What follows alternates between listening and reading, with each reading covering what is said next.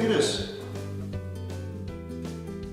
I did some research and some dating, and it appears to be some sort of hominin-made stone tool from 50,000 years ago.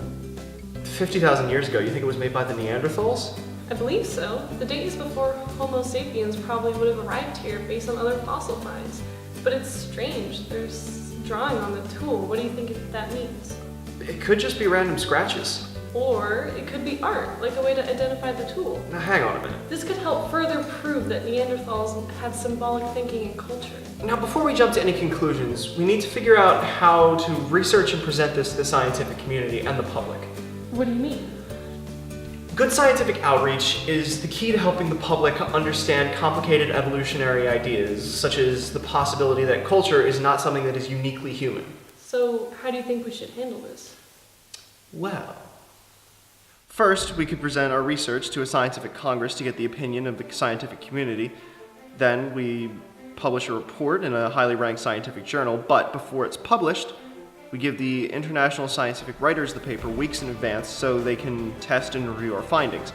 Then after the report is published, we go ahead and do things like making a documentary to reenact and present our research, or we publish a more accessible scientific book. What do you think? Well, you know I hate the traditional method. It just takes so long to reach the public. And by the time it reaches large audiences, the information may be outdated. And it's written in inaccessible language to the general public. It requires a vast knowledge of science to understand. I mean, besides scientists and honor students trying to find sources for their research papers, who's going to read it? But it allows for more accurate scientific information since our work will be reviewed by many scientists from many different backgrounds before it gets published. Okay, but hear me out. What if we used a similar method to the EDA research team?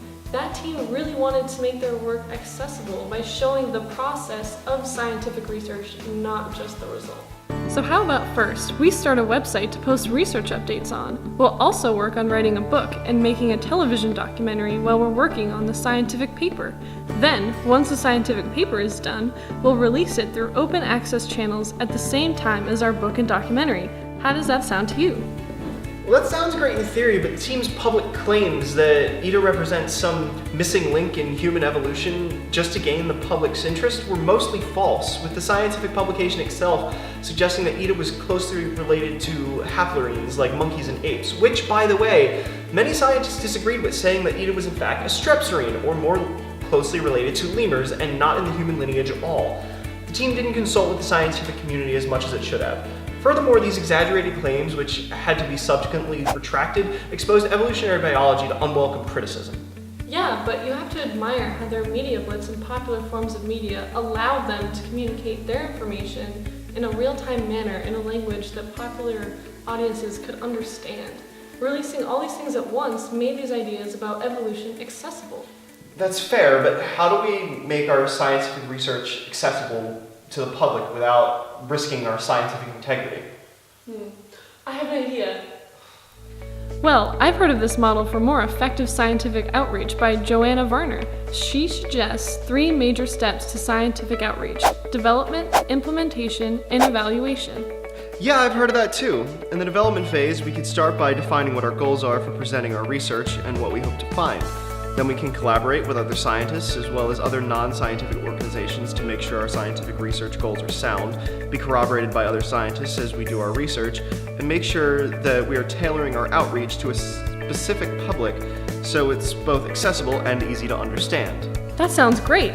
Then as we begin to implement our outreach and do our research, we can use social media forums to communicate with that specific public. We can explain already known concepts related to our research, present what we hope to find, and facilitate a dialogue with community input that can help us guide our research. Of course, we'll make sure that we don't make any bold claims that won't be reflected in our final report or are false. Yes, and when it comes time to evaluate and share our results, we can incorporate both what we've learned from the public and other scientists we've worked with into our methods of outreach. We can then do a wide release of both the scientific report through open access databases and scientific literature, as well as more public-friendly outlets like online video or social media. This way, we're both releasing material that is accessible to the public, but also that is scientifically accurate and tested. This sounds so much better. I I think it's really important that we get the public's feedback on our research so they not only receive the information, but are also able to share what they may know. After all, Marner does say, although objectives and envisioned outcomes will inevitably vary widely among scientists and institutions, I argue that effective outreach should be less about building consensus on controversies and more about building capacity, fostering mutual trust, and achieving a shared understanding of the relevant science. And I think that's very important too. So why don't we go get started?